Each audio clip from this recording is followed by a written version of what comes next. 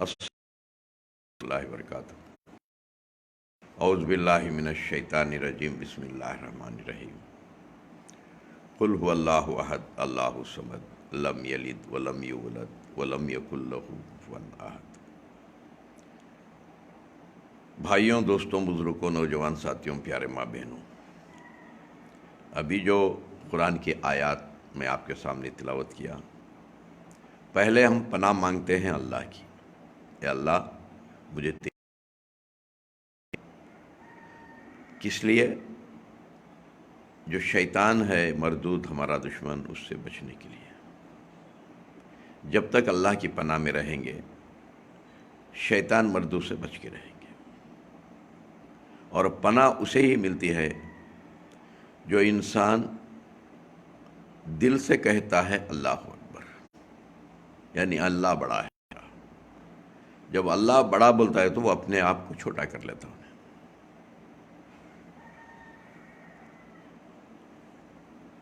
جب چھوٹا، اللہ اسے علم کا خزانہ بھر ڈالتا ہے، بشرط کہ بندہ چھوٹا ہو۔ جب تک بچہ چھوٹا رہتا ہے، ماں کی گود میں رہتا ہے، ماں پوری دنیا سے اسے حفاظت کرتی ہے۔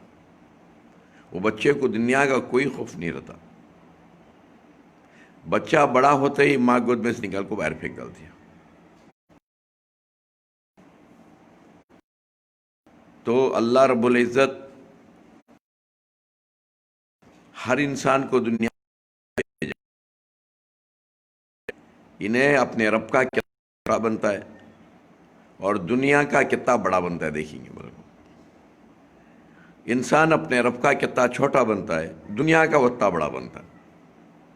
جیسے رسول کریم صلی اللہ علیہ وسلم اپنے رب کے چھوٹے بنے، اور اللہ دنیا کے اتنے اور قیامت تک بڑے بناتا ہی چل جا رہا ہے۔ اللہ اربوں کربوں آدمی آج صلی اللہ علیہ وسلم آیات کے اندر درود سلام قیامت تک بھیج رہی، اربوں کربوں آدمی کی رسول اللہ اتنا چھوٹے بنے۔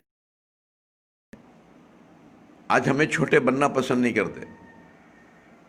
جب تک چھوٹے نہیں بنتے تب تک بڑے نہیں بنتے۔ بیج بھی چھوٹا ہو کو اندر جاتا ہے زمین کے، رتی بن کو اندر جاتا ہے، ہتی بن کو اوپر آ جاتا ہے۔ لاکھوں کروڑوں پھل کو پھل کا بیج آم کا، رتی بن کو اندر جاتا ہے، ہتی بن کو جھاڑ اوپر آتا ہے، کروڑوں آم لگ جاتے ہیں اس کے اندر۔ کب رتی بن کو گیا تو ہر پیغمبر ہر زمانے میں دنیا کا ہتی بنا لیا۔ تو سب سے پہلے انسان اپنے آپ کو چھوٹا کرے، کیونکہ ایک بادشاہ کا واقعہ ہے۔ اس بادشاہ کے بستر کو لونڈی اس کی باندھی ہمیشہ بستر کو سنوارتی تھی، پھولاں سے سجاتی تھی بستر۔ ایک مرتبہ کیا کری، سجاتی سو کو دیکھیں گے اتنا نرم بستر ہے، تھوڑا سوتے کے من نہیں لگی اسے۔ اتنے میں بادشاہ سلامت آتے ہیں، دیکھتی تو ایک باندھی سوئی بستر پر سے گئے۔ جلات کوڑے لگانے لگا، مارنے لگا۔